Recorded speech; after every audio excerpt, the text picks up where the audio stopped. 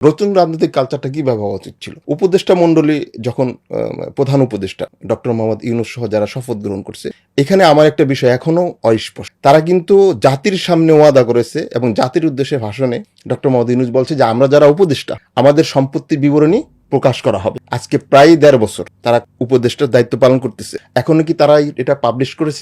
মানে তারা কখন পাবলিশ করবে বলেছে? তারা তো বলছে যে জনসম্মুখে পাবলিশ করে দিবে জাতির উদ্দেশ্যে ভাষণে। কখন পাবলিশ করবে সেটা বলে নেই। তারা যখন মেয়াদ উত্তীর্ণ হবে তখন? না, সেটাও বলে নেই যে আপনারা, এবং যখন ক্ষমতা থেকে নেমে যাবে তখন আমরা আমাদের বিবরণী দিয়ে ক্ষমতা থেকে যাব। এখন তো নামে নেই না, কিন্তু পাবলিশ করার কথা ছিল। এখানে সেটা আরেকটা বিষয় আছে, যখন তারা নামবেন তখন হয়তো পাবলিশ করবেন। না, আমি যেটা আমার যতটুকু মনে হবে জাতির উদ্দেশ্যে ভাষণে খুব শীঘ্রই উপদেষ্টা মণ্ডলী যা আছে তাদের সম্পত্তির বিবরণী আপনাদের সামনে প্রকাশ করা হবে, এবং যখন ক্ষমতা থেকে নেমে যাবে তখন এই মানে আবার আরেকটা সম্পত্তি বিবরণী দেওয়া হবে। আমি যতটুকু মনে পড়ে বক্তব্যটা এরকম ছিল।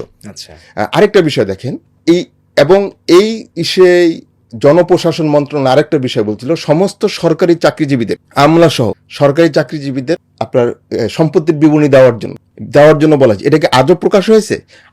আমার যতদূর মনে পড়ে গত নভেম্বর মাস পর্যন্ত দেওয়ার কথা ছিল, এরপরে এটা ফেব্রুয়ারি মার্চ পর্যন্ত ডিলে করছে, কিন্তু আজও পর্যন্ত প্রকাশ করে না। এটা হয় নাই কেন? আমরা নতুন বাংলাদেশ চেয়েছি, এখন নতুন বাংলাদেশ শুধু মুখে মুখে চাইলেই হবে না, আপনার নিজের অন্তর মস্তিষ্ক এগুলি চেঞ্জ করতে হবে, কালচার চেঞ্জ করতে হবে, নিজের আচরণ চেঞ্জ করতে হবে, চেঞ্জ করে মানুষের কাছে যেতে হবে। আপনি গতানুগতিক ধারায় রাজনীতি করে বিগত দিনের ন্যায় যেভাবে রাজনীতি হয়েছে ওই রাজনীতি করে যদি আপনি মানুষের কাছে যান, আপনি টিকতে পারবেন না। আপনি হয়তো এবার একটা নির্বাচন হবে, হয়তো আপনি ক্ষমতা আসবেন, আওয়ামী লীগ আসবেন, হ্যাঁ জামাত আসবে, যদি রাজনৈতিক কালচার তারা পরিবর্তন না করে, বিগত সরকার 17 বছর ছিল, এই সরকার আগামী ট্রাম পার করতে পারবে কিনা সেটা সন্দেহ আছে।